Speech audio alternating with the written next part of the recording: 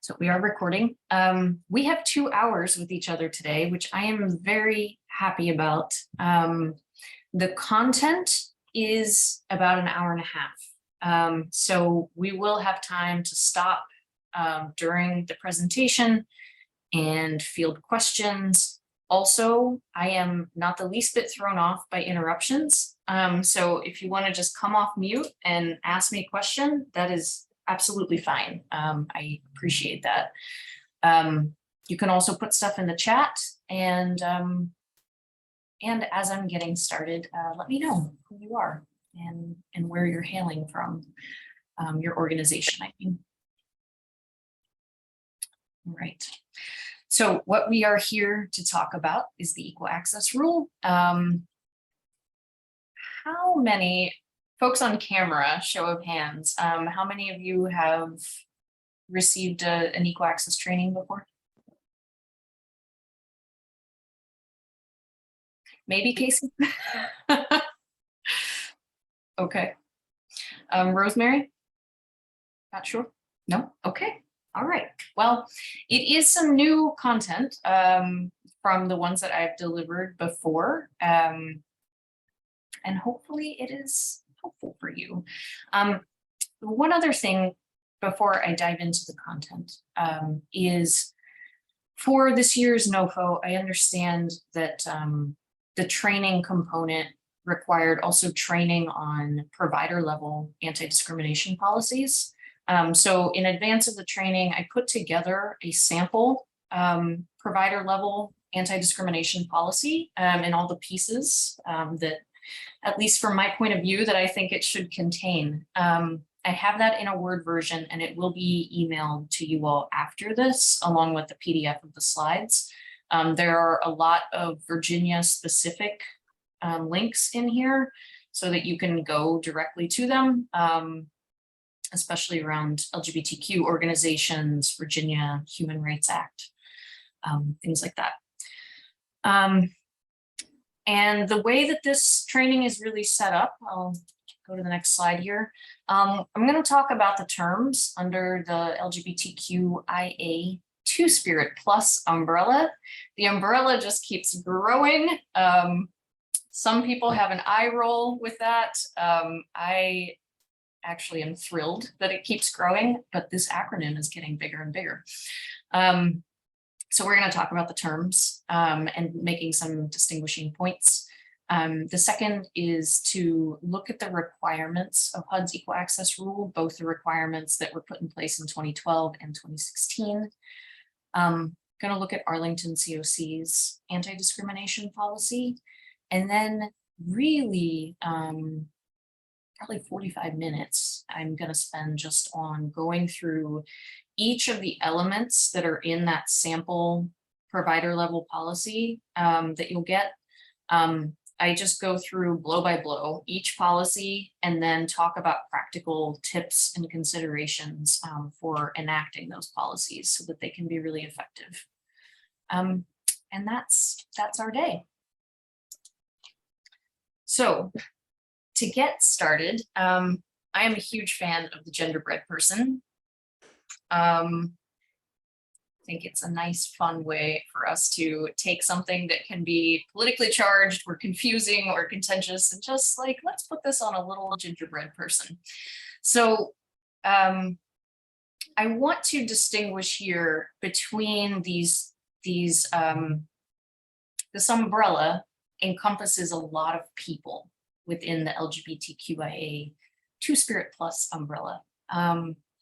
There are some of the letters refer to gender. Some of the letters refer to sexual orientation. Other letters are cultural or about biological characteristics. So after I go through the basics of the terminology, I have some videos, one, a group of intersex folks talking about their experience in this world. And then a two-spirit doctor who treats two-spirit and trans young people, Indigenous young people, just to give a window into some of these some of the parts of the LGBTQIA community who don't often get a lot of mainstream airtime. But to start with the terms, so I will begin with gender identity. Gender identity is the personally held understanding of one's own gender. And for most of the population, you've not had to really think about it, because most people's gender isn't different than the sex that was put on the birth certificate. So you had an M or an F put on there, and going forward, you're like, yes, I am a man. Yes, I am a woman. And that term for that is cisgender. Cis means same. So gender has not changed from that gender that was assigned at birth. And of course, the gender that's assigned at birth, male, female, there are only two options currently. And when that is assigned, it's based on anatomy. And so right there, it's really sex that's being talked about at birth, right? We're looking for the appearance of sex characteristics, and there's MF put on a birth certificate. But that just touches the surface.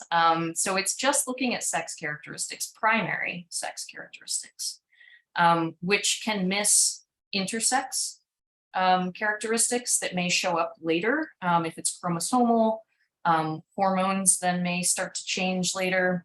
And also for a lot of people, they find some very young as 2 or 3, or as old as 60, 70, realize, oh, my gender is actually not this gender that I was assigned at all. It's something different. And the experience of that is anywhere from, a mild abrasive tension that you've experienced throughout your life, if those things are different, to full dysphoria, where you can't live in the body that you have as it is, based on the gender that you know yourself to be. So all of this is a spectrum of experience and a spectrum of gender. So to come back to this identity, this is something that everybody knows. Everybody knows what gender they are. And there's then the added component of gender expression, which is how we display ourselves to the world, how we wear our hair, speech patterns, how we walk, stand,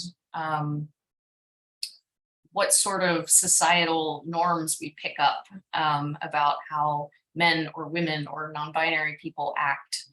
And all of that put together is gender expression.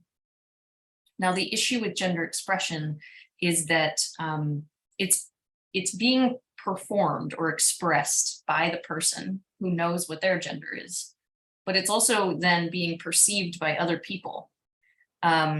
So I could look a particular way, and somebody might look at me and say, oh, well, you're a man. Because of the short hair, because of the dress. And that perception of gender is different than my actual gender. And because I'm choosing to express it in a particular way, then the perception, may be wrong. And that's okay, as long as those of us in the homeless service field are not making decisions and making eligibility determinations based on perceived gender. So identity, internal, expression, external. One other term related to gender that I want to talk about here is transgender. So I talked about cisgender, same, hasn't changed since you were born. Yes, this is the gender I am. For folks whose gender is different than the one that they were assigned at birth, transgender is an umbrella term. it's a bit of an older term that was used to describe anybody whose gender did not fit the one they were assigned at birth. As new generations have been coming up in a different world, they have brought new terms to describe different elements of somebody's gender. So whereas transgender typically has been thought of as, okay, I was assigned male when I was born, but I am a woman. Or I was assigned female when I was born, but I am a man. But those are at the poles.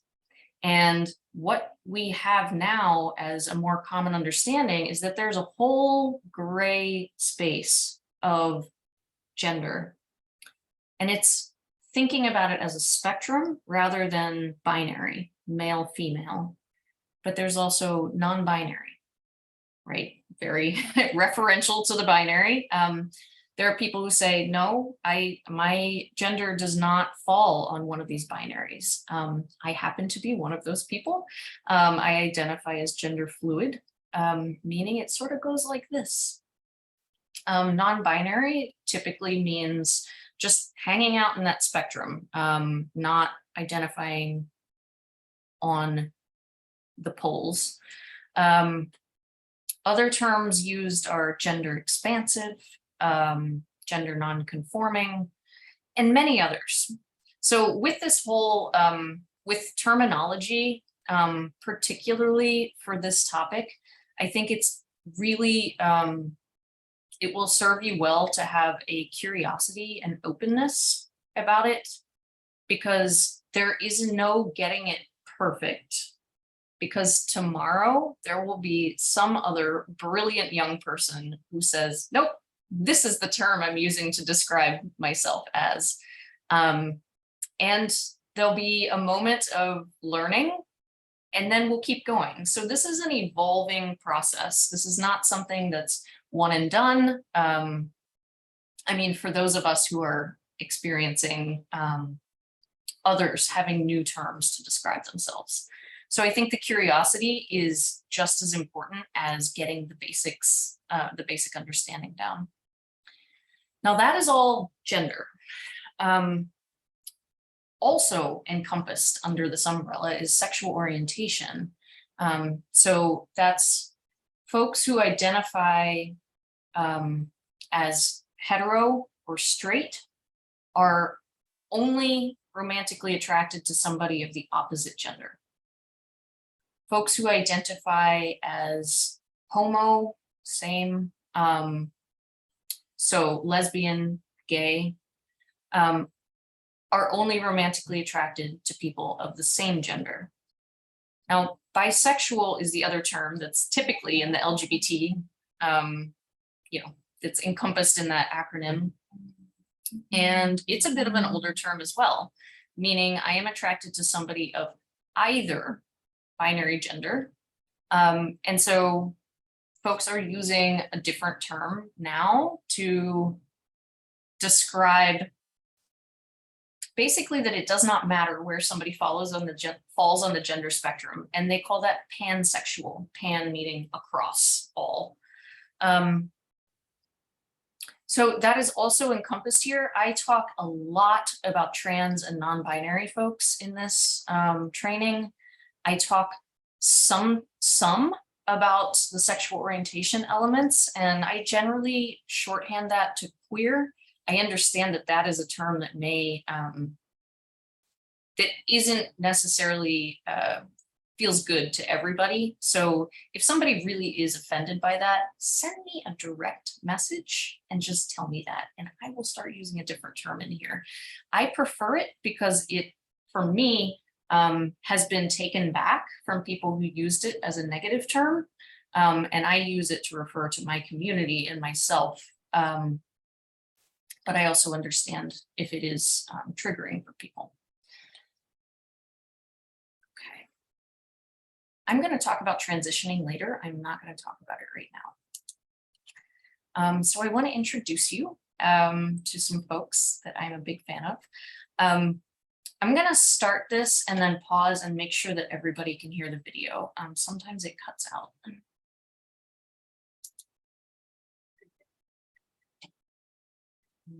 Intersex describes a person who doesn't fit the typical definition of male or female.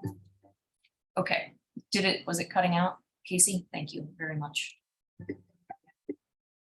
I have XY chromosomes, but typical female genitalia. I'm a girl who has testes and XY chromosomes. I identify as a queer, gender non-conforming intersex person. I identify as a Black intersex man. Intersex is not new. It's been around since the beginning of human existence. I mean, there's probably even intersex dinosaurs, if you think about it. Transgender has to deal with your gender identity, whereas intersex has to deal with your biological characteristics. Often intersex people get surgeries that they don't want, and transgender people have to fight for surgeries that they do.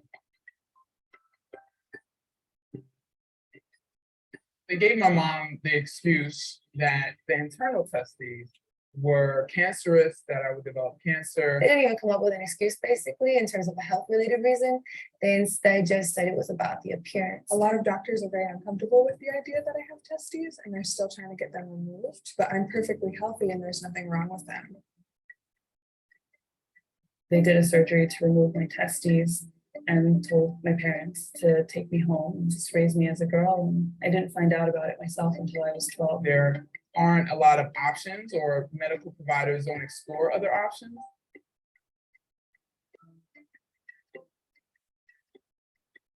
My mom would put me in dresses and she would be like, "Oh, aren't you so cute and you're so pretty?" And I would be like, "Yeah, sorry."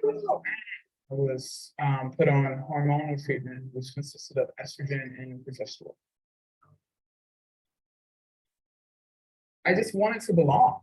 I wanted to fit in. I didn't want to be different. So even though I knew something felt amiss, I conformed.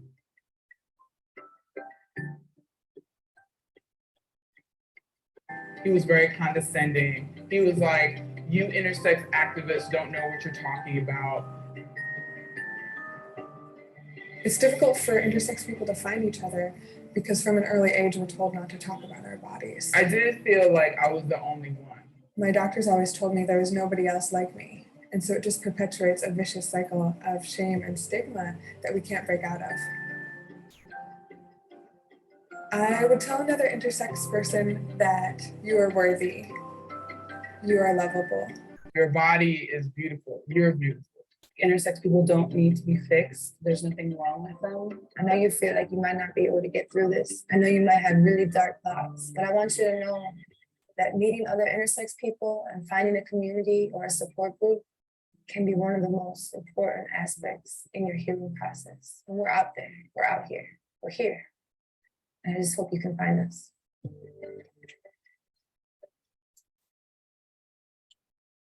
I want to pause there and see if there are any questions from that video. Oh, thank you, Casey. Oh, I really like that TED Talk. And the links are in here as well, if you want to watch these videos again. No, thanks. I think that somebody is unmuted that doesn't mean to be.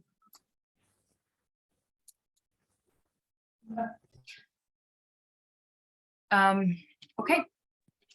And we're going to meet Canada's Two-Spirit doctor.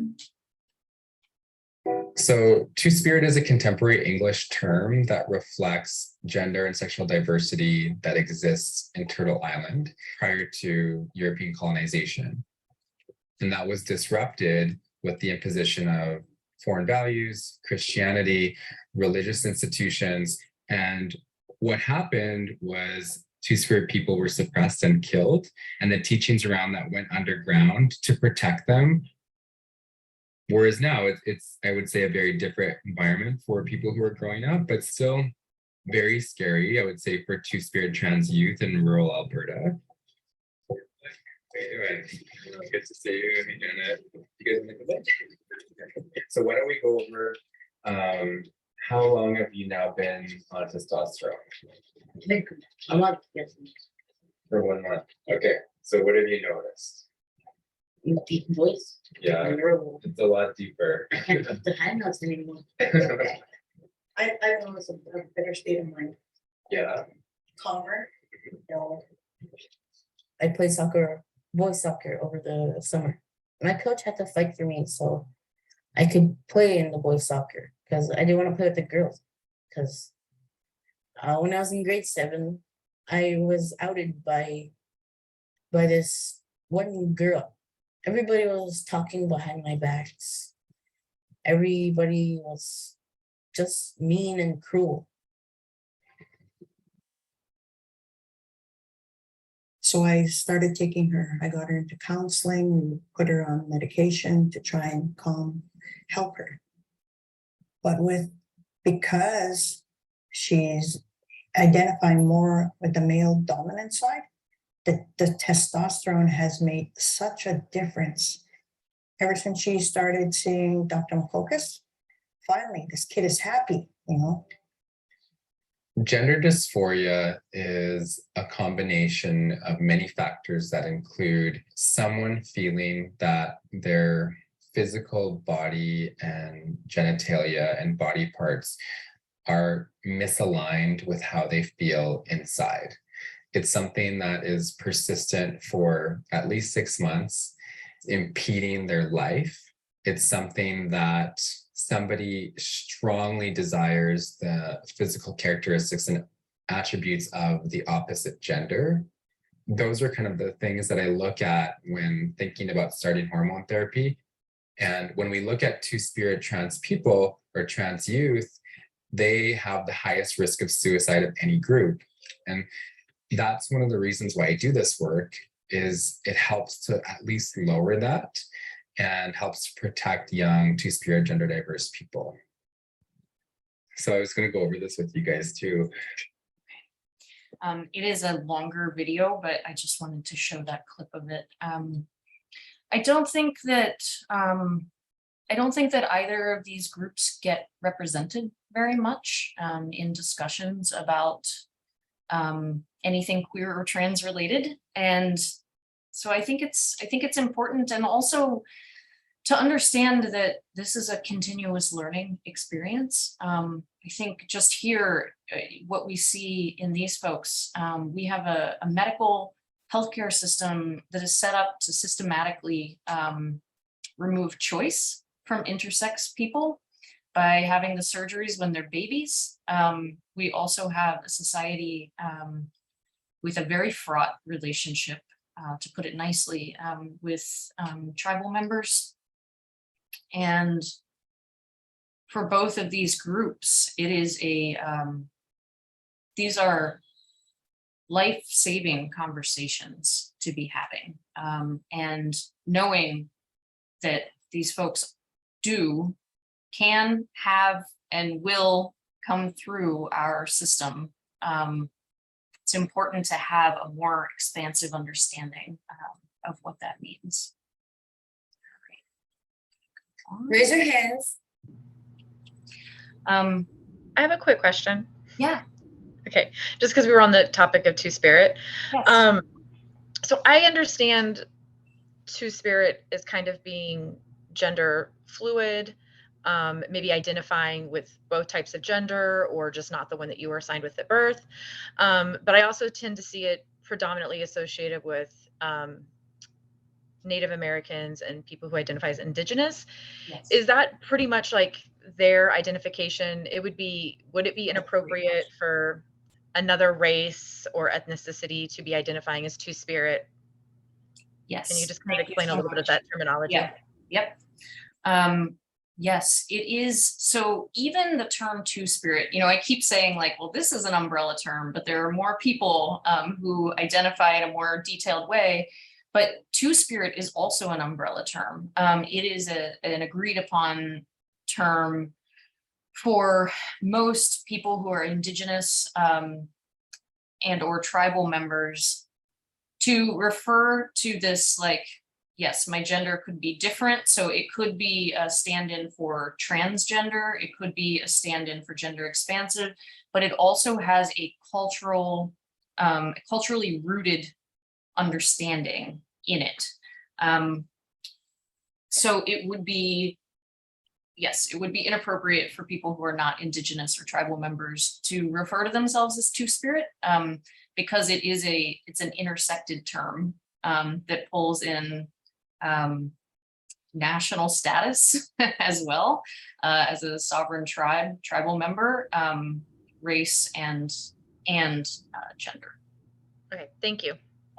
Thank you for the question. So thinking about the rather tough lives that people are leading, not always, but certainly for the folks that we see, I think that this very sobering statement from these authors here is one that underpins all of this work for me, which is not that queer and trans folks are trying to decide whether a shelter is safe for them, but how safe it is, or the flip side, how dangerous it is.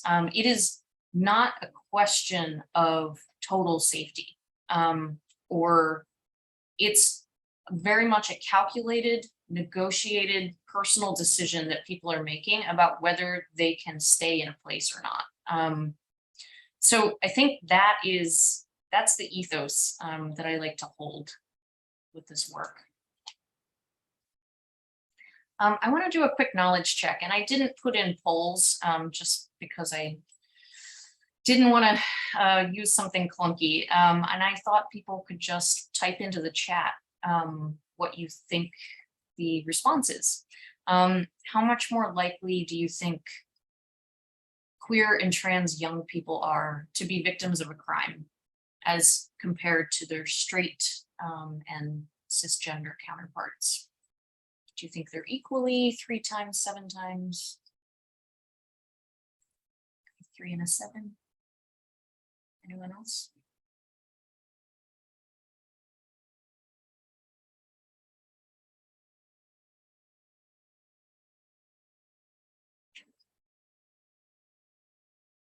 I'm just letting some responses roll in.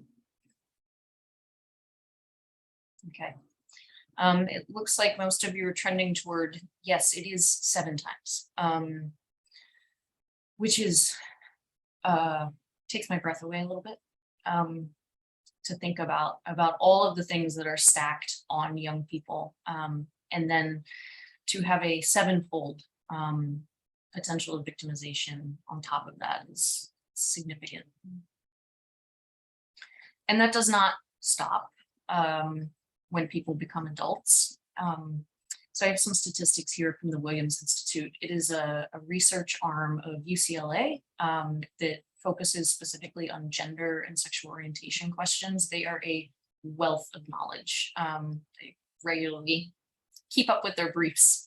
And here you can see, regardless of the comparison, so on the left, it's comparing transgender identifying adults with cisgender identifying adults, but also genderqueer. So like I said, I identify as gender fluid, non-binary, they would all fall in there. Folks who identify as transgender are 3 times more likely than both of those groups to experience homelessness as an adult. And on the right side, it's just strictly comparing pretty much anybody who identifies in the gray space of gender and transgender folks versus cisgender folks. It is, again, a 3-fold increase of having experienced homelessness at any point in their lives. And, you know, even the time period we're talking about here is a little bit different. I mean, on the left-hand side, 8% of all trans adults in the US experienced homelessness in the last year. That is staggering. Stop there. So those were about gender. I want to have another knowledge check on how much more likely you think, if we look at sexual orientation, compared to their straight peers, how much more likely are lesbian, gay, and bisexual women to be incarcerated? We think it's equal, 2, 5, 10 times.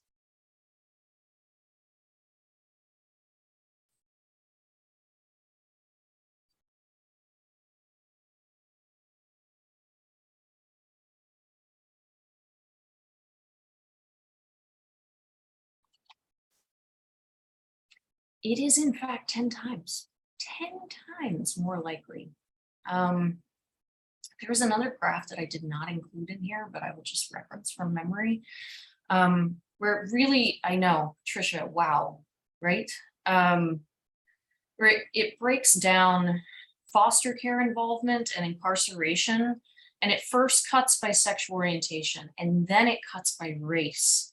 And the preponderance of Black, lesbian, gay, and bisexual women who are incarcerated, I want to say, and don't totally quote me on this, but I think it is 83% of the people incarcerated are falling into. I'm just going to remove that statement because I'm not saying it correctly. It is an overwhelming disproportionality for Black and gay or bisexual women. And when we think about our population, who we're serving every day,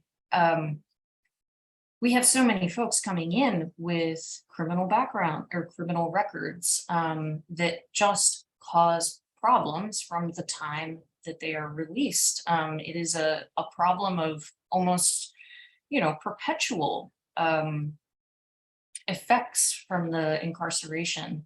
And so to know that by both race and sexual orientation that people are disproportionately experiencing that, I think it paints the picture for what we're here to talk about, which is the equal access rule.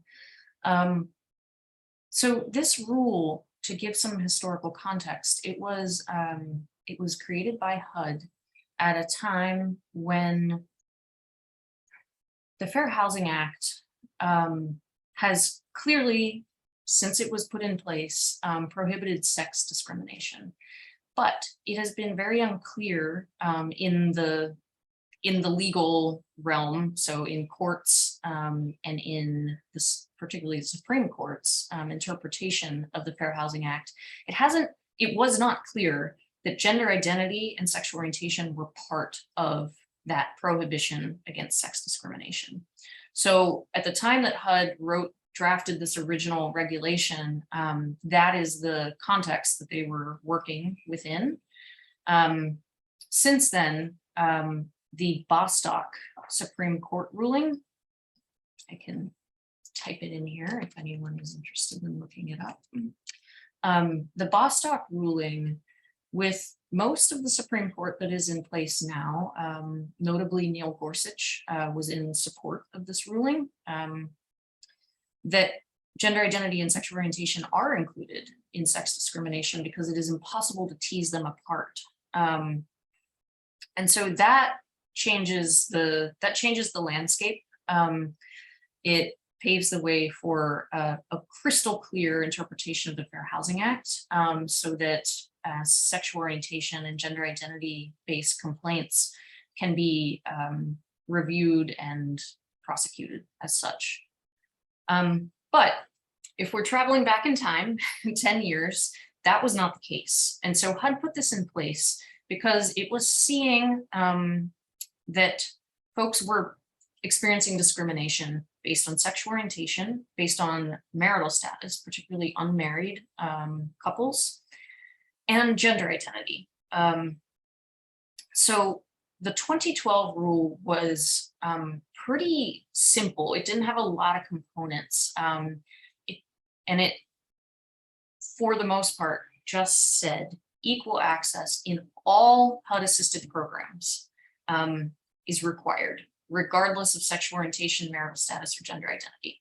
And it did not set any regulation on sex-segregated environments. So in particular, homeless shelters and other service facilities that have, any level of congregate living, HUD knew that they needed to rule on this, but they were not ready to in 2012. was working at HUD when the update in 2016 was written, got to author parts of it. I feel very proud of that. And what we did between that 2012 and 2016 update was figure out what are the components for sex segregated facilities that need to be in place. And also what are the other things that HUD didn't quite get right in the 2012 one. So it was updated to include these additional components.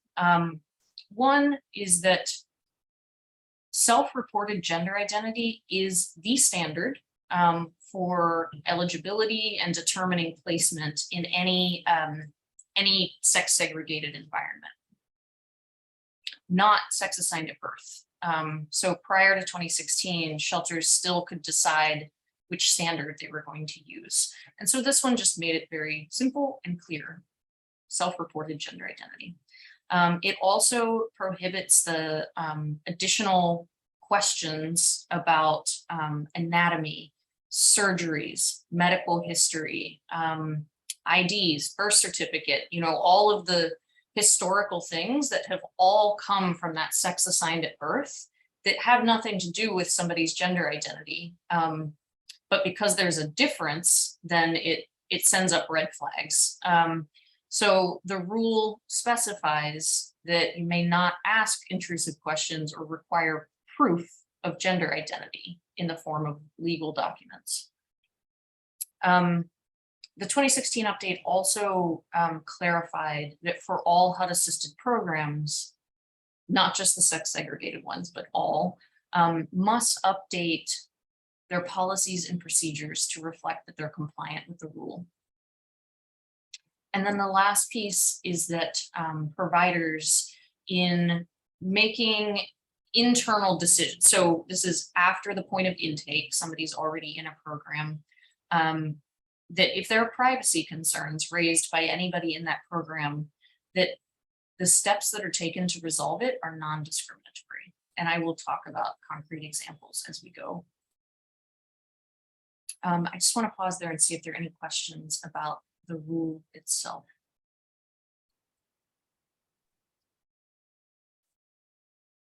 Okay, don't hesitate to speak up as we go and put things in the chat. So Arlington COC's policies fall into these buckets. I'm not going to spend a lot of time on these because the remainder of this really is about the provider level policies, and they're the same, just a little more specific in ways. So I will go through them briefly. The first is that all providers receiving funds through the COC are expected to maintain professionalism in their staff conduct. The important thing there is that regardless of belief, that behaviors are maintained at a professional level. And I think that distinction between belief and behavior is a really critical one. The second is around the confidentiality and privacy of people's data. And also, oh, thank you, Trina. Trina just posted the policy document. This is regarding both what you ask of somebody and also what you do with it after you get it and collect it. How are you storing it? How are you sharing it? Same with the next one, the collection of demographic information, what you do with it.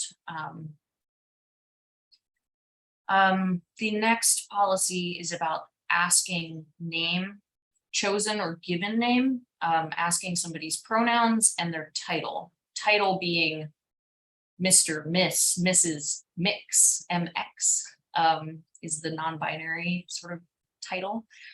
Doctor, whatever it is, but that you're not making assumptions about those things. It specifies gender separated facilities and how they have to be in compliance with the equal access rule, like I just talked about. Has a policy on mitigating safety risks, as well as dealing with harassment, bullying, and violence in a facility. That any healthcare associated with your program or the referrals that you're making are gender affirming, and that dress codes are maintained gender neutral. Again, I'm going to go through all of these in more specificity, thinking specifically about providers and facilities. So one thing I will talk about that feels a little bit like an odd bedfellow to describe in here, but I think it's important to talk about. There is a HUD policy of serving all families in projects that serve any families with minor children. While I was there, this was always a question that came up. And I worked with my colleague Brett Esders to put together this FAQ here. So you can link to that and it gives you all the legal breadcrumbs so you can understand where it's coming from. It is both from the Equal Access Rule as well as the COC program interim rule. And when put together, the essence of it is that if you serve families with minor children, so under 18, any composition of family that has minor children must be served. You cannot say somebody's ineligible or turn somebody away because they don't have a composition that fits with the sort of family that you normally serve.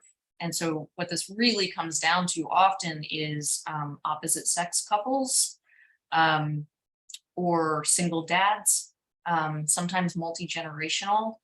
And there are young people who are presenting in groups of chosen family who are presenting for services in that way.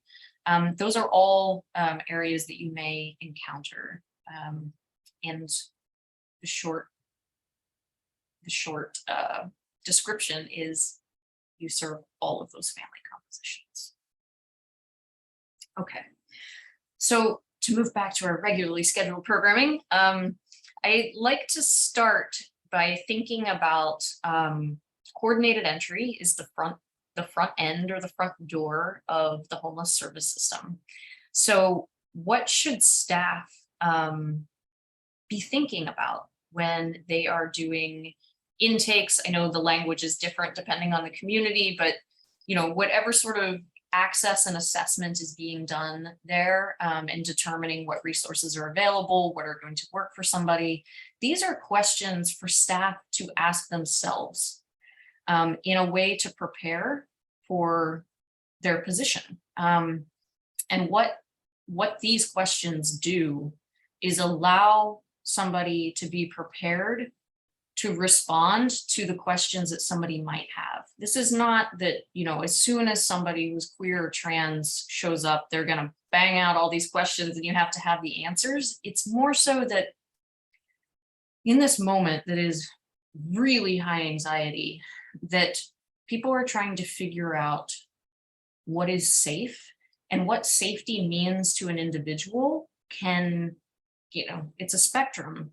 So it could be that, if somebody misnames me or uses the wrong pronouns, I think I will not be able to be in this environment. If that is really important, then it's important to know which programs are gender affirming and competent in that way, not to steer people, but to give them the information they need to make an informed decision. It could be that what they need is privacy. And so, knowing which programs are private or private-ish, maybe one other roommate instead of a big room. Knowing how well programs are staffed for safety and security. And if there are programs that, despite everyone's best effort, are still discriminating against certain family compositions, that's important to know as well. Again, not that you are steering people toward or away, but providing them with information. Casey, you've said, and shower toileting facilities. Yes, I think I should include that when I describe it, in that programs have private or private-ish accommodations. if it's somewhere, if the important part is being able to use a single-use bathroom, be important to know that as well. And looking specifically at folks who identify in the spectrum, the gray space of gender, it is really difficult to support when our systems are set up in a very binary way. So most of the country has men's shelters, women's shelters, family shelters. Maybe you have like a single women and family shelter, but it's rare to find a shelter that serves all adults. So communicating that to somebody from the get-go is important, not only to be transparent about it, but also to just give them a chance to, not a chance, I will say, that they hear from you that you know that the system is set up in a binary way and that that is not okay, because you know that gender is not binary. You are telling somebody, I see you, I recognize your gender as totally valid and legitimate. And I am not offering you these binary options because I don't think that I don't think that people are only binary. It's just, this is what we have. So you give the information, and those questions on the last slide, you give the information so that somebody makes the right decision for themselves. And this is the Equal Access Rule, the 2016 update did not regulate, it didn't talk about folks that don't identify solely as man or woman, and left it open so that people could choose the appropriate placement for themselves based on their own privacy and safety considerations. So really important that they're able to do that in an informed way from the beginning.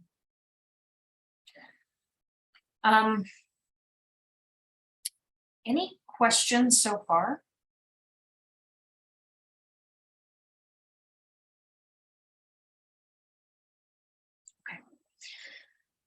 We are going to go through these anti-discrimination policies. Again, these are all coming out of the sample policy that I put together that will be sent to you after the training. But these are really to spend a little less time on the policy itself and more time on the practice of, how you make it work well. But I will go through the policies nonetheless. So the first is eligibility for services. Providers need to have a policy that states very clearly gender identity, gender expression, sexual orientation, and marital status, all protected by the Equal Access Rule, shall not be used to deny any services to any individual or household. It then goes on to state something that I put in there multiple times, that staff, volunteers, or contractors may not ask questions or seek information about somebody's anatomy, about their medical history, medical records, beyond what is necessary to determine program eligibility. Remembering that the Equal Access Rule clearly states that self-reported gender identity is the standard. So for program eligibility, that's it. You also cannot consider somebody to be ineligible for services because your perception of their appearance or behavior doesn't conform to what you think they should look like, which is why that perceived is so important, or why it's so important to not go with your perception. And then the second piece of this is that trans and gender non-conforming or non-binary clients who are approved for services get the same services, same level, same quality, same range as everyone else who is in that program.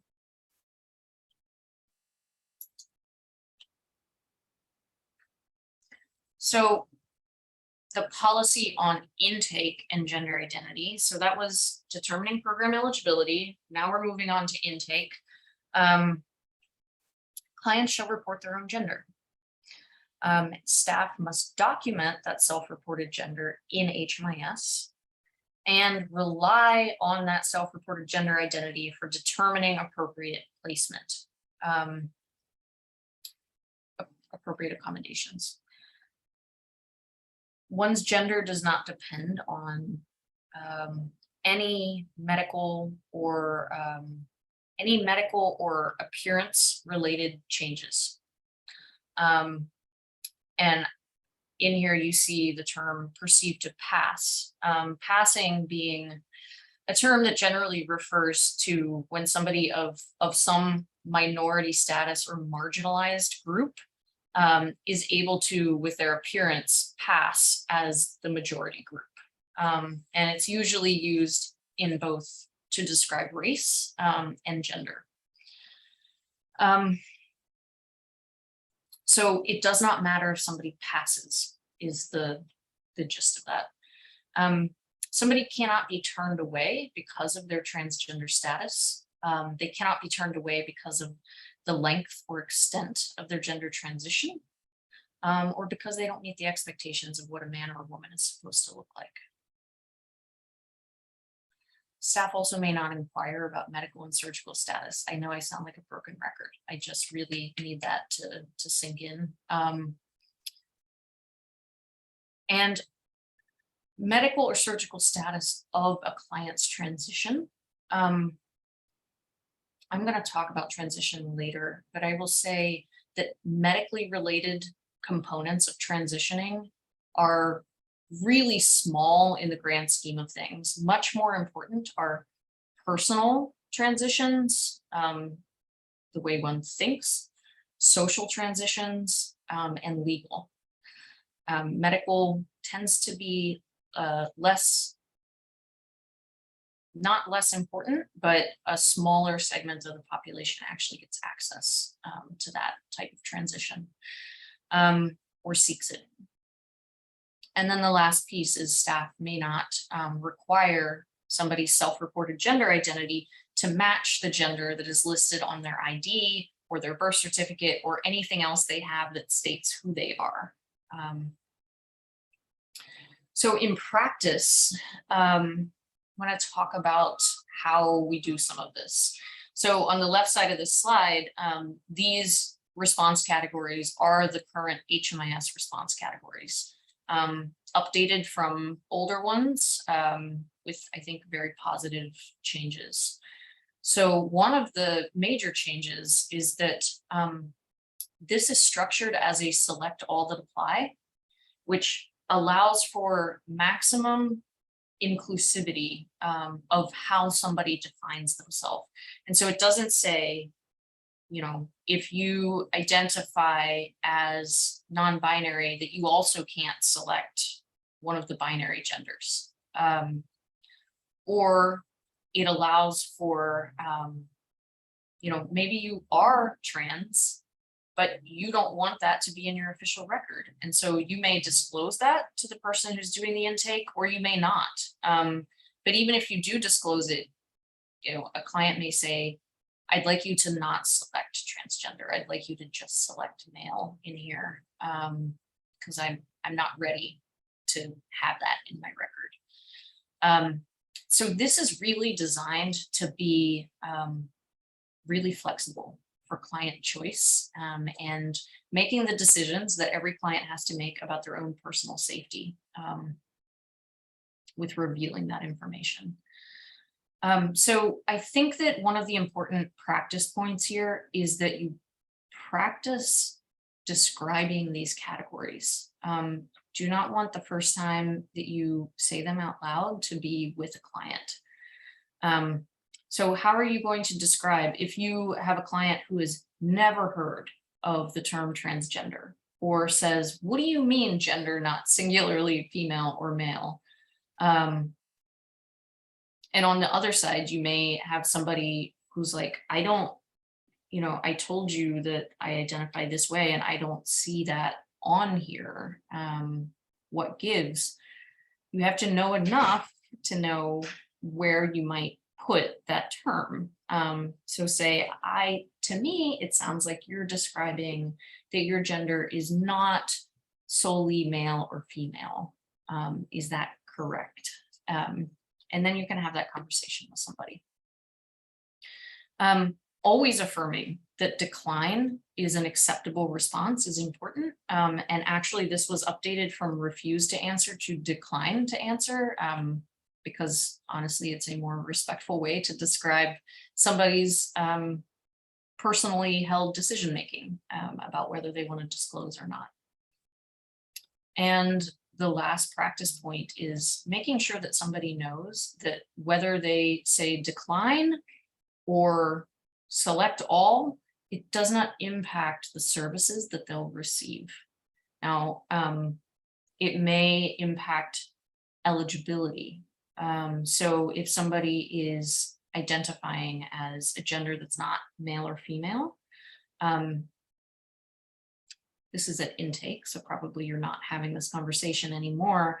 But if you do still need to have the conversation about, okay, well, we have these two wings, they are gender binary based. Let's talk about which one is going to be more appropriate for you. And then they may want to select that gender in their record just to make it simple. They might not. I hope you're hearing client choice here. And then the last thing that you'd want to ask is, what pronouns do you use? And I'm going to talk about that actually right now. So this next policy, so that was all intake. This next policy is about name and pronoun usage, but I'm still going to talk about intake and how you get at this related to name and pronouns. So the policy is that staff only refer to clients using the client's given name, chosen, and their pronouns, the pronouns that they use. That means all communications, when you're talking to, when you're talking about the client, when you are emailing, in reports or documents, that you are using consistently that given name and pronouns as appropriate. So getting to the point where you know somebody's name and pronouns is the practice area that I want to talk about here. So this first moment of getting somebody's name, there are two opportunities in this moment of intake. And the first is that you have an opportunity to demonstrate your respect for somebody and their past experiences with the way that you move through this intake. And the other is that it may become also an opportunity that you could support, or at least the program could support somebody to execute a name change or a gender marker change on their legal documents. So the sort of stepwise fashion that I think about this is starting not by asking legal name, starting by asking, what name do you go by? What name do you use? Somebody will give that, no problem.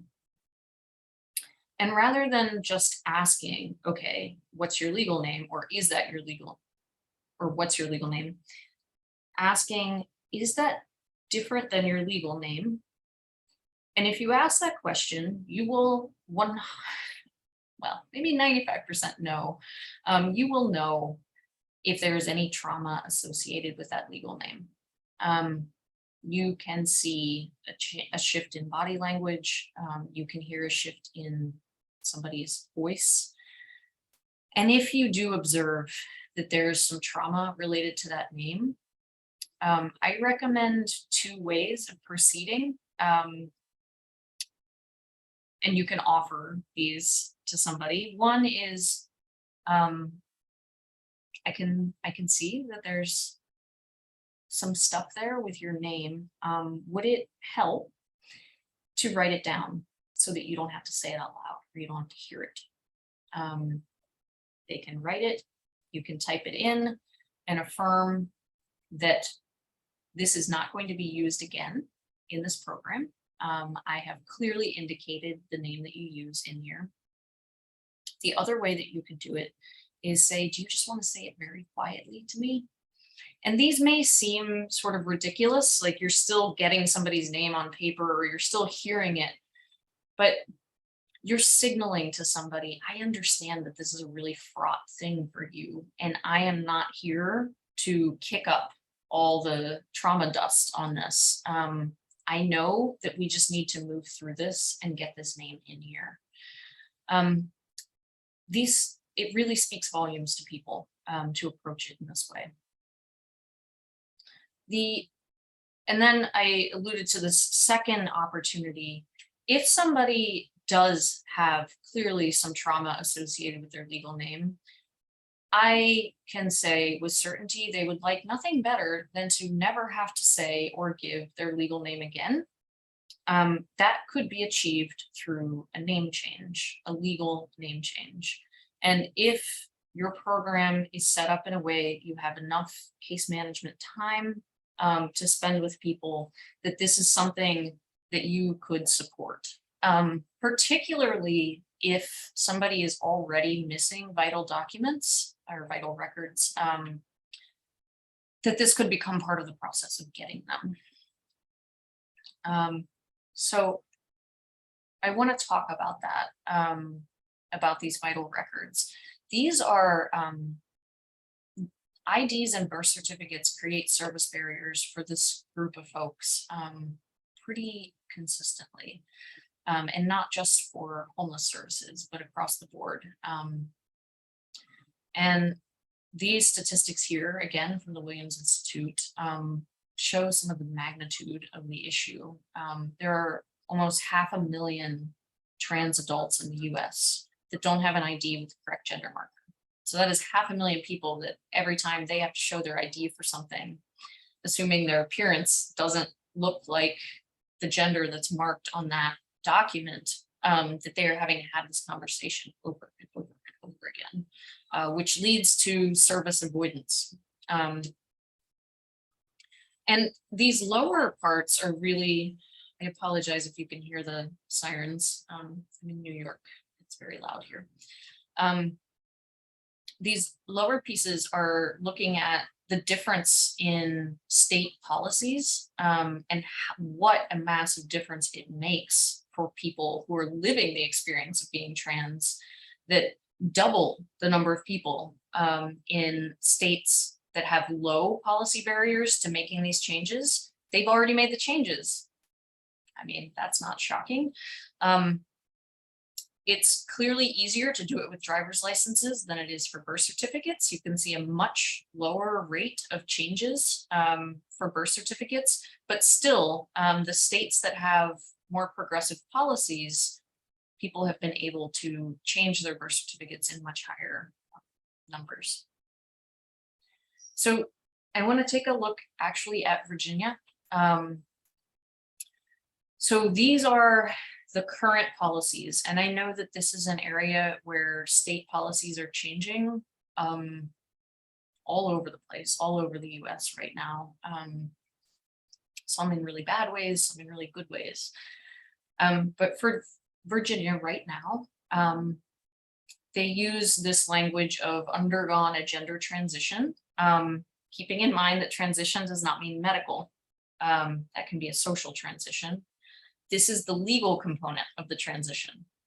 So in Virginia, you have to have a valid ID, a changing sex designation form, a court order, but you don't always, what is it? Please note. You need a court order, and then some fees. Now there are, so I have the link on the right hand side that you can click on and get all of this. I just screenshotted this off. And I want to show you also these resources. This is the verbiage about sex designation change. You can update it anytime you apply, which is a very low barrier policy. Yay, Virginia. Certification from a healthcare provider is not required. And compare that to some other states where not only do you have to have a healthcare provider's sign off, but some actually require you to have undergone surgery, which is bonkers to me. I'm not really sure how you actually get there with that, but they are doing that. Virginia is in a really solid place. And I think that any providers working in the state of Virginia, service providers, are in a really good position to help people get this stuff changed if they still need it changed. So in this case, it would be as simple as, you know, when you're going to get that new vital document, that driver's license, just making sure that it's the right gender marker. And the non-binary, so anybody in the gray of the spectrum, just an X.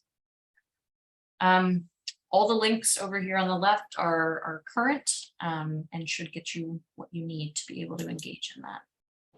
So I want to show a short video here of a pretty common experience that people have. And then I want to talk with you all a bit about how we could do this better, thinking about your own facilities and projects.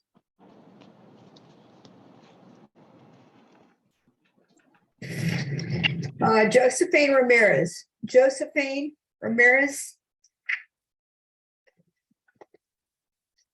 Can I help you? Yeah, you called Josephine Ramirez. Yes.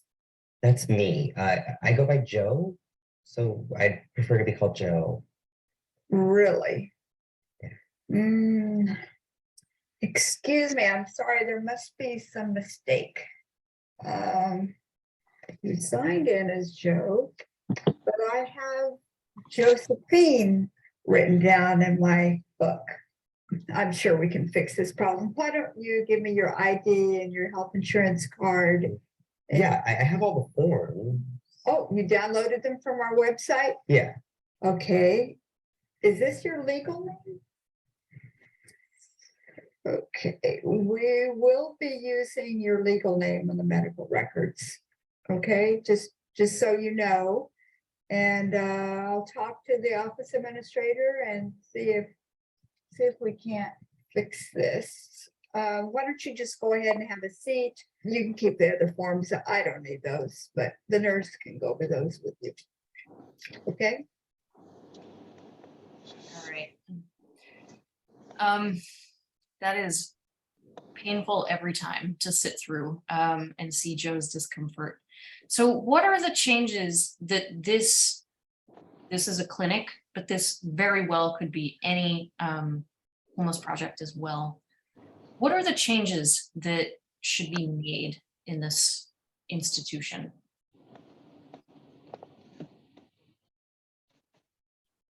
You can come off mute or you can put stuff in the chat, however you're comfortable. I think it goes back to when you had the first sign in where it had male, female, transgender. They can use that, and then on their form where what your name, other names you go by, so that they can write that. That can be written in also. Yeah. So this is somebody who came in, who filled out the forms online. So chances are that whatever is online doesn't allow you to put in the name you use. It only allows for legal name. And these are things to think about for HMIS as well, not just for the actual interaction. So yes, making sure that there is a place to put chosen name, and that when somebody looks up somebody's record, that legal name is not bigger or more prominent than the name that somebody uses. And you said also in the moment, right? Having those categories, right? How could the person have called this person up differently than she did?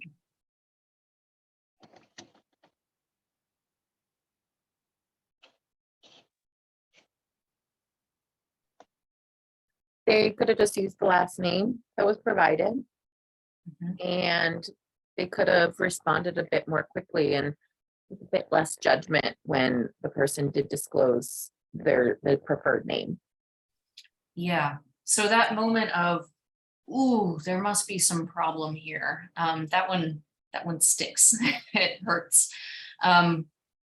So rather than, if I think this person is not poorly intentioned, she just does not know what is happening. So having folks at the, yes, Rosemary, staff training is really important, because this is not something that you want to wait until somebody's in front of a client to make this kind of mistake. If I was Joe, I would not walk back into this clinic. And that's, you know, over time, why people start to avoid services. And my partner works in healthcare, and this really is an issue. People avoid getting healthcare because they don't expect that somebody will know how to treat them. I think that in the moment of, you know, when she says, okay, let me look here, and she's just sort of like trying to figure out what's going on, rather than exposing the client to all of that, it's much better to say, oh, sorry, I have a different name here, but I will put Joe here. And that's it. That's all it has to be. A quick apology and not making it about you. So some people, they feel very badly. They want to get this right. And when they realize that they haven't gotten it right, have a really like effusive over apology that's like, oh, I can't believe I did that. And oh, that must have made you feel terrible. Also not poorly intentioned, but also making it about oneself in that moment. And through this whole time, then the person on the receiving end of it is just having to have this thing that they really just want to get through. It's not ending. So some practice considerations for you. And I think practicing with colleagues is great. All right. Some folks are unmuted and seem to be in a wind tunnel. I think I got it. So the next policy I want to talk about is confidentiality and privacy. This policy begins by stating that all clients have the right to privacy, period. And that means a couple things. The first, that staff must not share somebody's status with others without talking to the client about it first. Now, as this goes on, it applies to private and professional settings, but it's the last sentence that I want to zero in on here. If necessary, staff may share a client's preferred name and pronouns to ensure that staff and clients respectfully address that client. So I've had people ask, okay, so we're not supposed to share, but what if somebody's pronouns and name are different than their legal thing, and I'm worried about other staff using that legal name and the wrong pronouns? That is totally understandable and should be dealt with, but it should be dealt with first talking to the client and saying, hey, I want to make sure that everybody uses your name and pronouns here. Do you have any issue with me making sure of that, or sharing that with everybody? Knowing that in doing so may illuminate that this person is trans or non-binary. So I think describing why you want to share the information, who you're sharing it with, and what they will do with it, that this is for the purposes of having a respectful environment, then the client's permission should be at that point quite easy, if you've taken the time to describe to them those elements. So in practice, this means, so I talked about the sharing component, but the other component is just the collection itself, that we're all required to collect information to populate HMIS, you know, on the required data elements. But there is always a do not know or refuse or decline option. That is there because clients have to be able to decline or refuse if they're not ready to disclose something. So affirming that, that whatever responses are not going to affect the services that are provided is ensuring confidentiality and privacy. I talked about having a conversation with the client about why it can improve their experience. That's a key part of this, of securing genuine permission. If you're able to, I hope everybody is, but if you're able to, that you also affirm that the agency is committed to providing a safe and respectful space, that all of this is with that in mind. If you work at an agency that you really can't say that, don't lie. But if you can say that, do so. And the last is respecting one's privacy by not asking about their medical history. Not only is that a requirement of the Equal Access Rule, but it is also good practice because in the homeless service field, we have no practical need for that information about somebody's medical history. I'm going to pause there and see if there are any questions about any of that. Eligibility, intake, name and pronouns, confidentiality and privacy.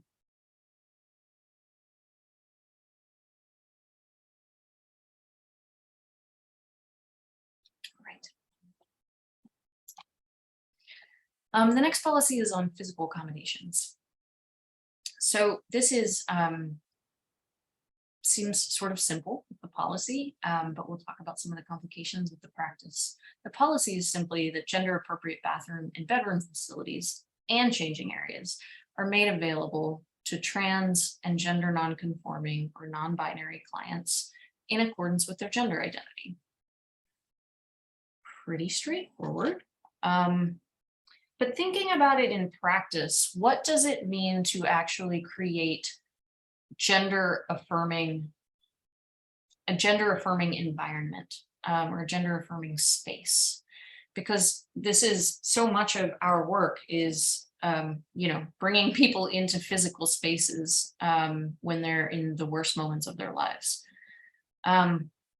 So I have these questions here that people are asking internally when they walk into anything or when they consider walking in anywhere. Can I be myself here? Am I going to have to hide who I am? Am I going to experience violence here? Will I be understood? Will people understand what I need? And the absolute most important question here, am I safe enough to stay off the streets tonight? And we have to run programs where that answer is yes. Otherwise, our actions are impacting somebody being out on the street. And so this does not come from just slapping up signage and calling it a day. Visual materials are the last thing one does, but they're also a very important thing that one does. What has to be in place before you can say, yes, we are a welcoming, inclusive space? Staff training, policies have to be in place. Staff have to be trained on those policies and the procedures. And there have to be procedures in place for issues that come up with staff, issues that come up with contractors and volunteers. And if you have those in place, you can absolutely and should scream it from the rooftops. We are a diverse and inclusive space. We welcome everybody and we treat everybody with respect. And you can signal that through signage, but also people will know that from whoever is doing their intake, whoever is fielding their questions. So it really is important across all of those elements. The other piece that I would put in here is related to the physical accommodations themselves when you're thinking about the bathing and bathing and sleeping areas, that if you are able, that you've made updates, knowing that that is very difficult in such a resource restricted environment, but that you've made updates, that it's very clear how people can access the bathrooms, and that there is a maximum degree of privacy for everybody. And that will go a long way to sending the safety signals. And then I'm going to talk later, actually next, yes, about reasonable accommodations. So this is, you know, the facility is operating as it operates. Folks are getting access to the bathing and sleeping facilities that correspond with their gender. And then there may be requests for reasonable accommodations. And those can be made for people who express privacy needs. That's what this policy is saying. So usually we talk about reasonable accommodation, referring to people with disabilities, but it's the same concept here. That if there are privacy needs due to it being some level of a congregate facility where there's shared bathing or sleeping areas, that reasonable accommodations may be made. And according to the ability of the agency and what the person needs. The important part is that this happen in a non-discriminatory way. So some examples of discriminatory approaches would be if somebody who is trans is not afforded the same privacy accommodations as other people due to bias. Could also be, though, that the facility or the agency has tried to preempt those privacy needs by setting aside a room that is for our trans clients. And while that is incredible to have done and a really nice service, it still is discriminatory because it, as a matter of policy, it isolates and segregates those trans and non-binary clients. So instead of following those discriminatory paths, it's better to adopt this policy of non-discriminatory steps. And that means if somebody comes to you and says, I have a privacy need, that you address the person in front of you, you address their privacy need, that you don't, I'll use an example. It's easier to speak from an example. If you have 4 people sleeping in a room, it's a women's shelter. 3 women are cisgender, 1 woman is trans, and one of the cisgender women comes to you and says, I need, well, maybe she doesn't say I need different accommodations. She says that trans woman's got to go. The wrong thing to do, the discriminatory thing to do in that moment would be to move the trans woman for her safety or for any reason. But usually it's done in a spirit of positive intention. And so you want to protect somebody. And so you remove them from that room. That is a discriminatory act because it is isolating and segregating because of her trans status. So in that instance, you would attempt to address the privacy concerns of the woman in front of you and not then transfer it onto doing something with somebody else. The last piece of this policy is also that you work with those folks who are expressing discomfort. We live in the real world. And unfortunately, gender identity is a very contentious topic right now. There are a lot of state bills being passed that limit people's choice to healthcare, to getting gender marker changes, to getting name changes. And that also extends to just the people that we interact with every day. And there are folks who may believe that trans people are not real, or that this is all made up, or that this is some sort of conspiracy that is being used to make my life miserable, those things will also come up in your facilities. And so when people are expressing discomfort in whatever way they do, that you take the time to speak with them. Where is this coming from? Why do you have that belief? What scares you? And getting into that so that people actually understand you're not there just to enforce the rules. Also, this is only possible if you have appropriate staffing to have this kind of time, but it goes a long way to spending some extra time with people who are uncomfortable and doing some compassionate education.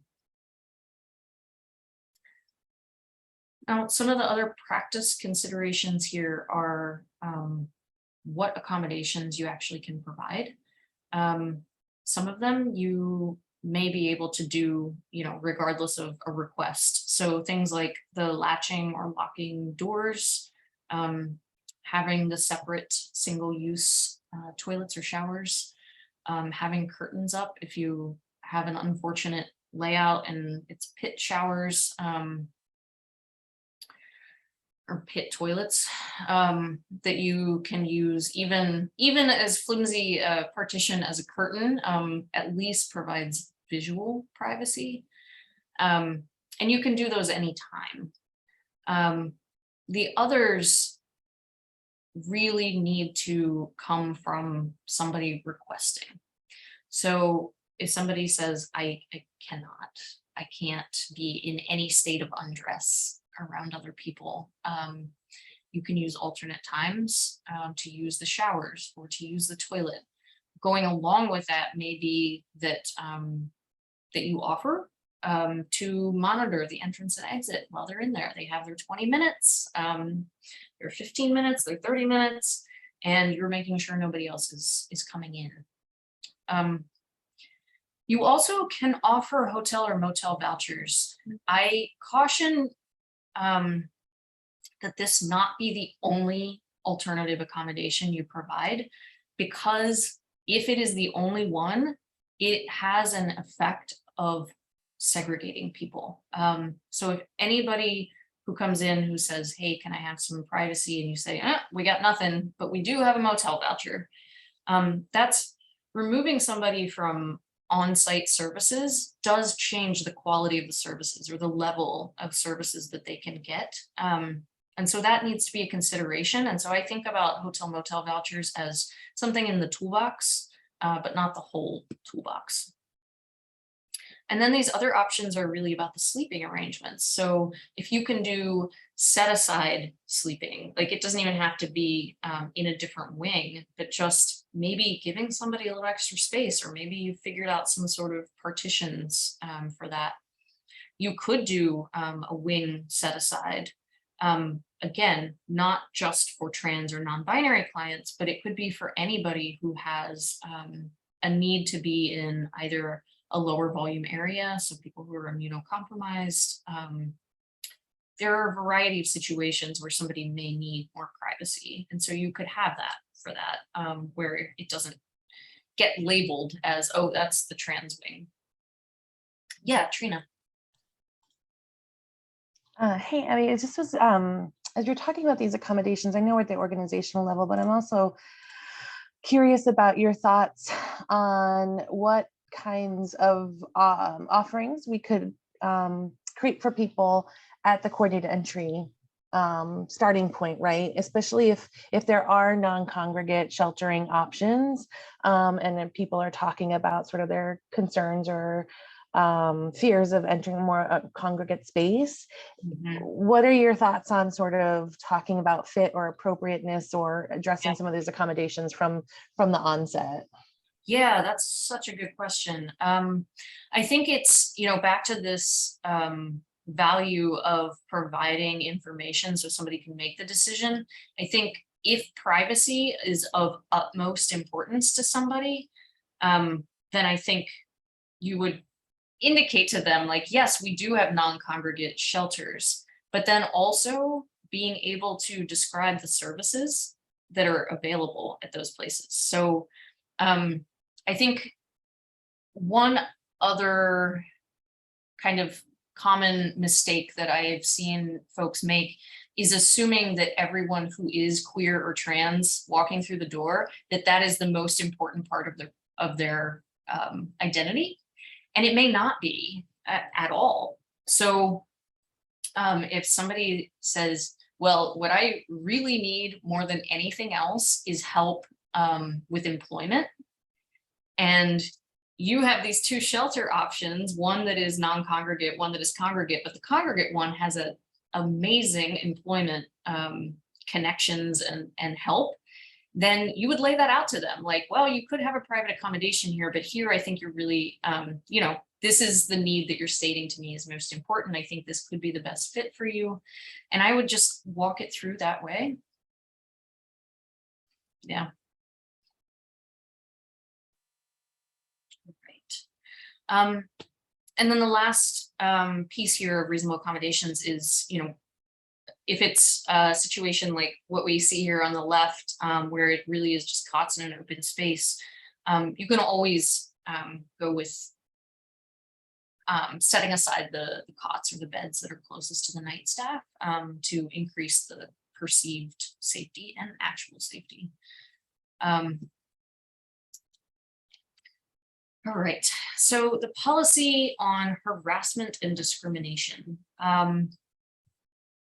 Three-part.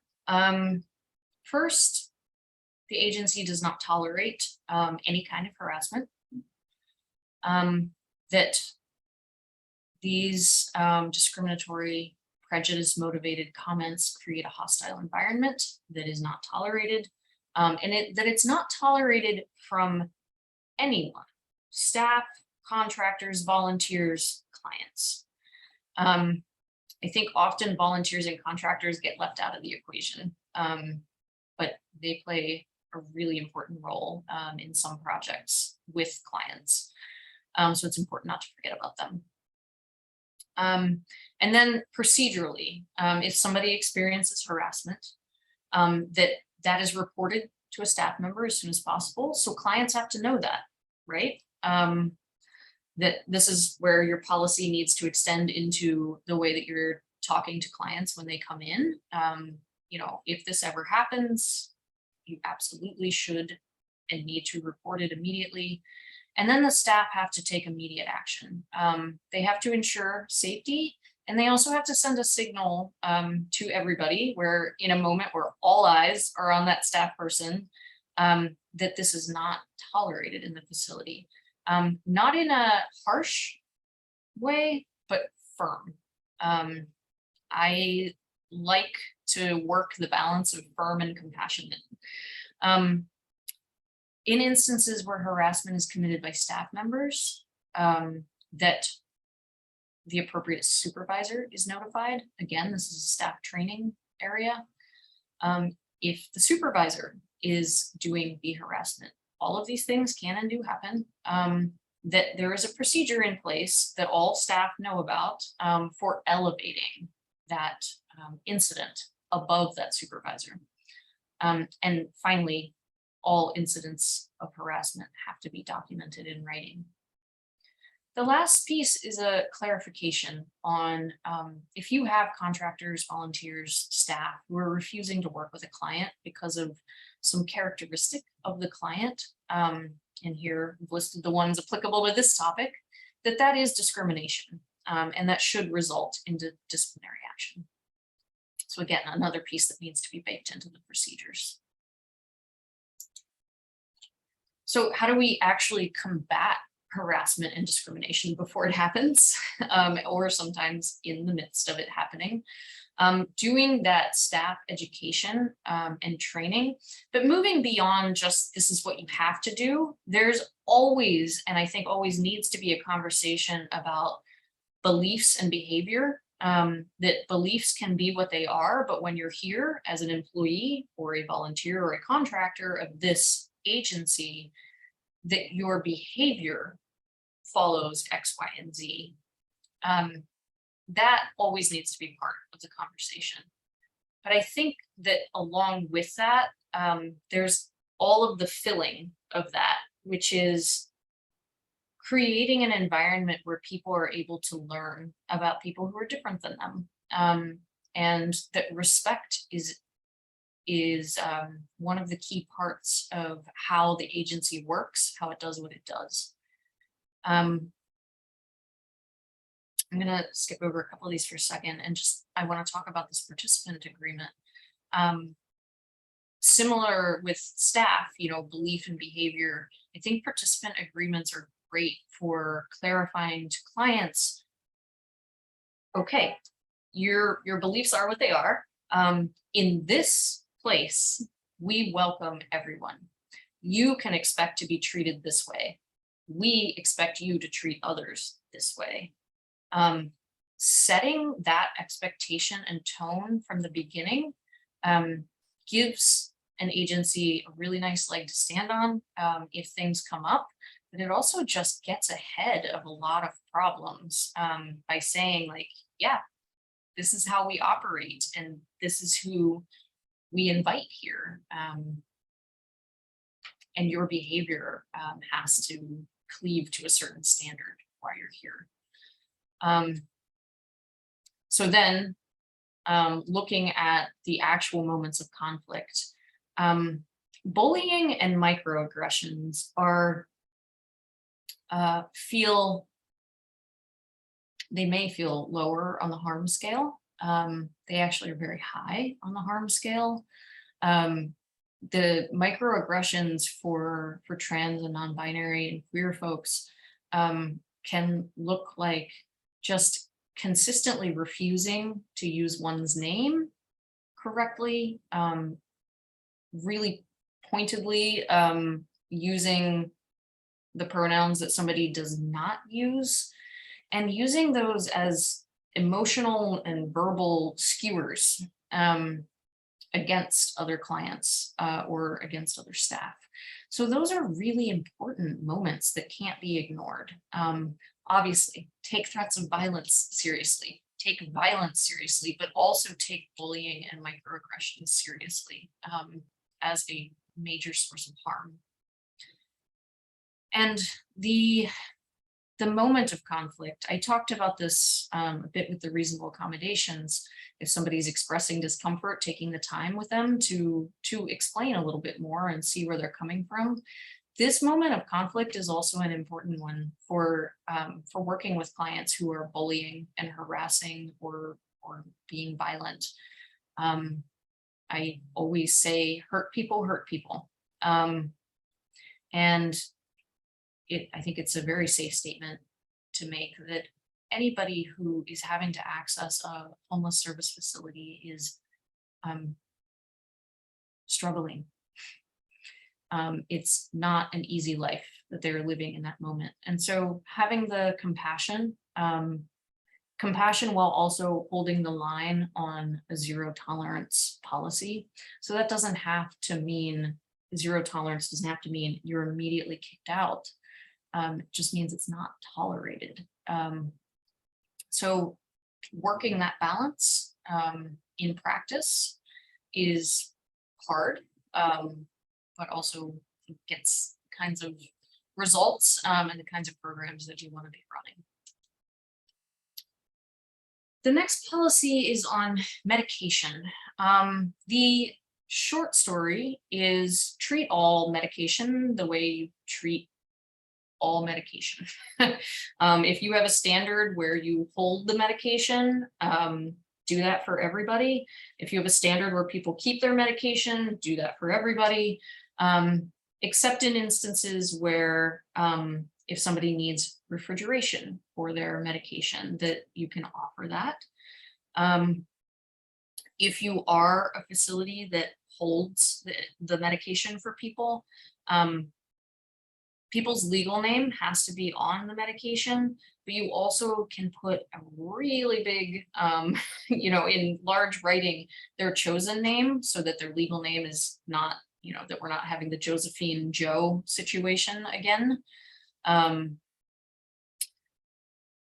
The other piece in here is clients should have the right to keep oral medication on them. I understand that's not possible in all facilities, but if at all possible, I include that in this policy as a recommendation. And that medical syringes have to be stored separately, period, with sharp disposal containers. And then I talked about the refrigeration component. I've also included a policy on pregnancy and reproductive health that this may never come up. I suspect for a lot of facilities, this is not even an issue. But some agencies have a hefty healthcare component as part of their services. And so this is really speaking to that, which is that you will not make assumptions about somebody's contraceptive plans, about their sexual orientation, about their gender identity, and how any of those things intersect with their actual reproductive health needs. So if you have a trans man understanding that he is going to need access to an OBGYN, a gender affirming OBGYN. So it's that sort of thing, not making assumptions based on how somebody looks or their gender and how that then relates to reproductive health. It really boils down to ask somebody what they need.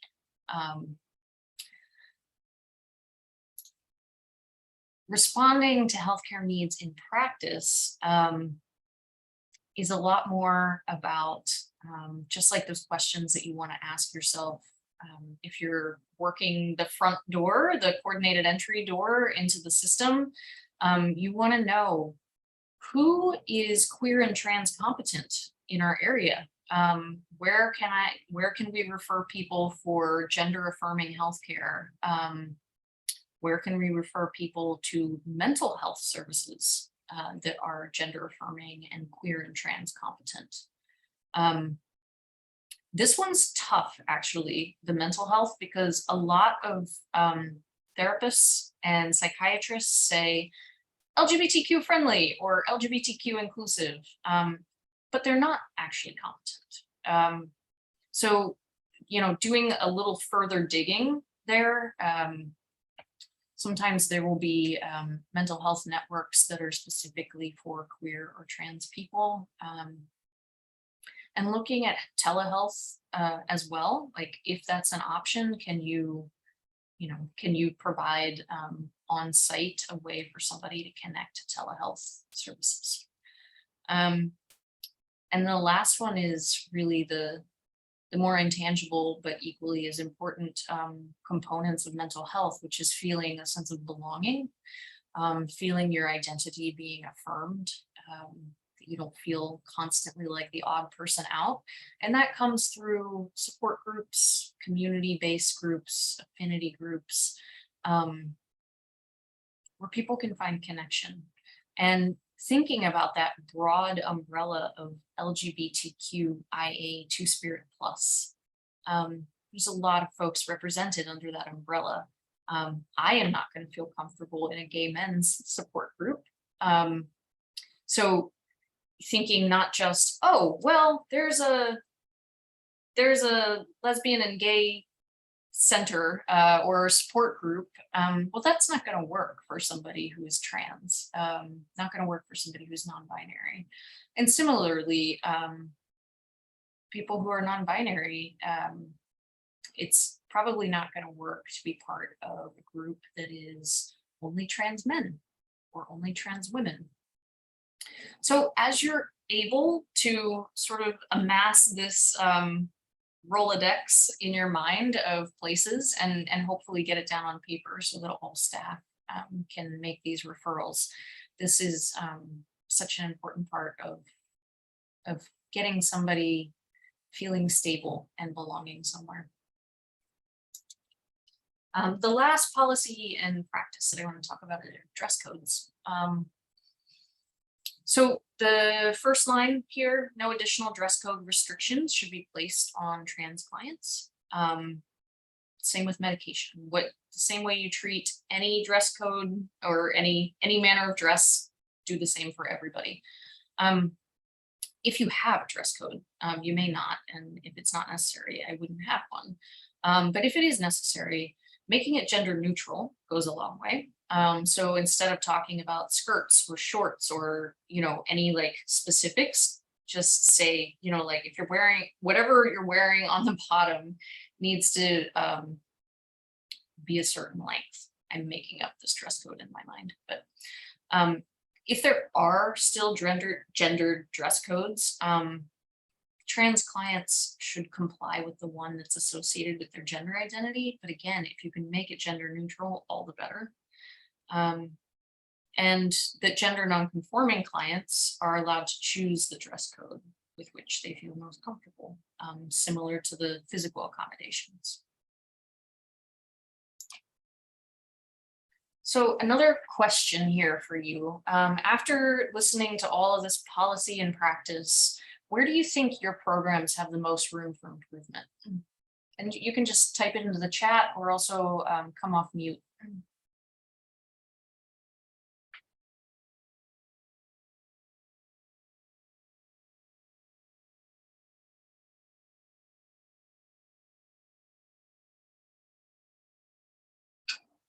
Bueller, anyone? Brandolin, updating paperwork. Okay, so policies, employee handbooks, things like that. Well, like the where you had like the male, female, transgender, I think that would be helpful for us. Okay, so like updating your intake. Yeah, things like that. Okay, great. This is Maureen Murray. I would definitely echo what Brandolin was saying. And then also making sure that individuals that come into shelter know that we have those policies up front. So whether they be posted maybe up front so that they're easily readable, accessible and stuff like that. Yeah, great. Others, what do you think you need to be working on? I think overall too, it's about like the comfort that's mentioned, like getting all levels of staff from administrators to the direct service and our volunteers. That's really important and something we need to work on. Okay. Maureen, you look like you might be trying to talk. I couldn't tell. No, I was just moving something, sorry. Oh, okay, your little thing lit up green. Okay. Others? What have folks, what have you been able to do with the physical spaces? Has anybody been able to, really make changes to a physical space that have helped? You want to share with people?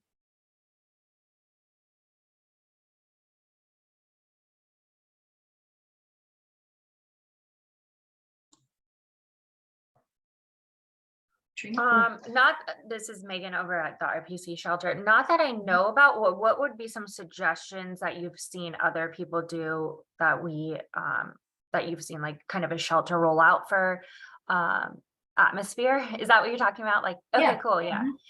Yeah, so I think, going back to that list of reasonable accommodations and looking at the ones that could be done in advance, that could be one roadmap for you. I think the other is looking at signage, like, and not just what signage is there that is saying, we're inclusive, but also I think in shelters, there's a thing that I've noticed in every shelter I walk into, there's like this negotiation of how many things say, don't do this. And you can kind of tell, like, if you walk into a shelter and there aren't a lot of no signs, somebody in there is like, yes, we need to keep this under control. But a lot of places, they'll just be like, no sitting here, no talking on the phone here, no this, no that. Those also are, they slap me in the face when I walk into places. Like, oof, it just feels so bad. So not only thinking about the signage that you have that says, hey, welcome, but also the signage that may be contradicting that statement. Especially in those, you know, in like the first spaces that people see when they walk in. Yeah, that's interesting. Thank you. That's helpful. I came on camera too because I was sort of chuckling to see what folks would say, because 3 of the 4 organizations that are operating shelter here in Arlington are in our county-owned buildings. And so there's lots of limitations to kind of quick shifts in sort of the environment. But I'd, be curious too if others are kind of thinking about, I don't want to include everything into our strategic planning work because it's a lot, but I think, our community is going through a strategic planning process. We're talking about how we center racial equity. We're talking about how do we, live into our values of trauma-informed care and harm reduction. And I feel like these are really just kind of not distinct, but they're all right, inclusive kind of discussions. And so, I think it would be a really interesting exercise that as we are working through our strategic plan and thinking about how our COC responds to people and the various diverse identities that they're bringing to us, that we are sort of reviewing our policies, we're reviewing our spaces, we're reviewing our strategies to ensure and bringing another part of this work, right, is bringing people with lived experience to the table to tell us how are we doing it and where are we going really wrong. So I see this as a kind of a roadmap for us as we kind of embark on that work. Great. It sounds like Betsy's on the same page.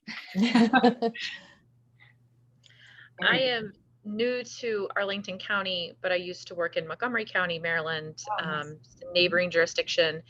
And we had a very clear and non-discrimination policies that every single homeless services program adopted.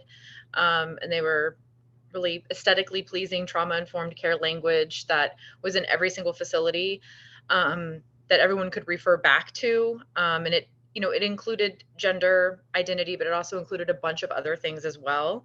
So it was just like a reminder that when shelter guests or participants would push back or not say correct genders or make slurs, that we could always just kind of reference that, this is a safe and welcoming space for everybody. And I know some of the challenges, as Trina said, with some of our county facilities, just the nature of congregate settings doesn't allow for everybody to have privacy, regardless of where you are on the LGBT. That's why my son got hurt. It could just be like an older person who's very modest and they're culturally inappropriate for them to have, That's what my son did. around others or something He was like 2 that. years So old. we would just ask people where they would feel Is the my safest thing on at in mute? the facility. So like sometimes that might not be in the dorm space or the traditional sleeping space. It could be in a certain hallway that staff could monitor, or in a computer lab, or somewhere else. And we would offer that to lots of people, not just somebody who identified as trans, but somebody who was having a bad mental health, kind of having acute symptoms and talking to themselves and keeping others up and wanted their own privacy. So like, it's not ideal, but it was just like, kind of like letting them look at the space and be like, where would you like to sleep? Like, we can move something in this room. We could look at this room. Like, we could accommodate here, and just so that they knew that we were trying to make the effort. I think that's an easy start until we can get facilities that are, designed for these types of reasons and purposes. Yeah, I like that. It's a little like, it's not full medical respite, what you're talking about by any means, but it's like, if there was social respite, that you kind of figure out how to offer that internally. I like that a lot. There is one other thing that I want to talk about. I did not speak about it earlier with eligibility, mainly just because it slipped my mind until this moment. But in the provider sample anti-discrimination policy, I've included some language in there that may be a little contentious, but I think it's an important thing to include, which is if you have somebody who is trying to access the facility in bad faith. So knowing that trans folks are under attack in a lot of ways right now, definitely legally, but also physically.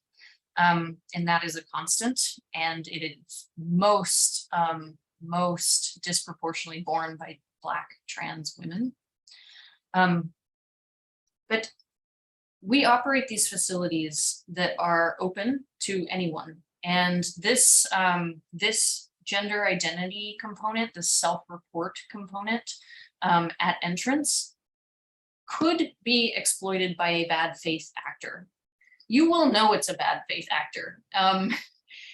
And I think it's important to consider this possibility and to have a plan or a policy in place that if somebody is clearly misstating their gender for the purposes of either creating chaos in a facility or trying to prove some sort of overwrought point, that you have, that you know how to move forward with that. And so what I've put in the policy is, you know, if you have the situation, it is appropriate at that point that you could say, like, okay, we will need to see some sort of maybe mental health professional telling us that this is the case. It is to be used. This is like the nuclear option. This is only if you have somebody coming in bad faith. And it's really in a part that I didn't talk about a lot here, but that every facility has to have safety and security protocols. And this is part of a safety and security protocol, is making sure that that your existing policies that are there to create a better circumstance for people who need it is not being exploited by people who are trying to use it for negative purposes. I hope that that makes sense, what I'm saying.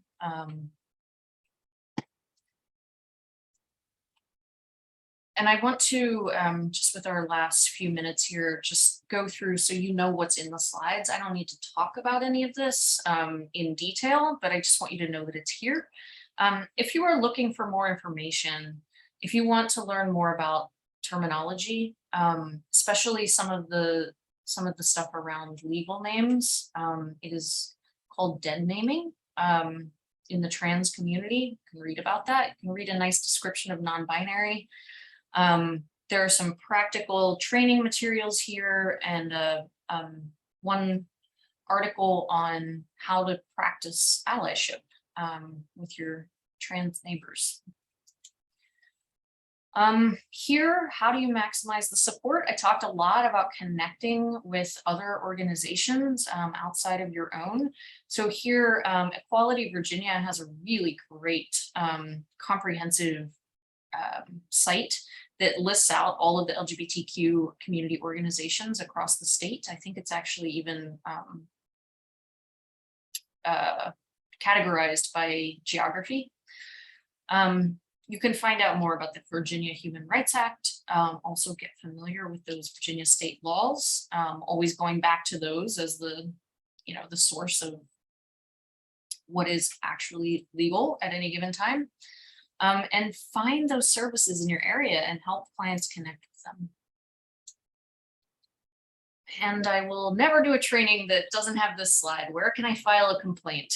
You can file at the federal level. You can also file at the state level. Both links and numbers are here. I recommend this being part of what you post in your facility, especially the phone numbers.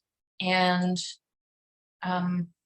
Trina, I do not have the COC information, but I assume that there is also a way to file complaints at the COC, the grievance process. Yep, it's also explained in our CAS policies that I linked earlier. Right, it is. Okay.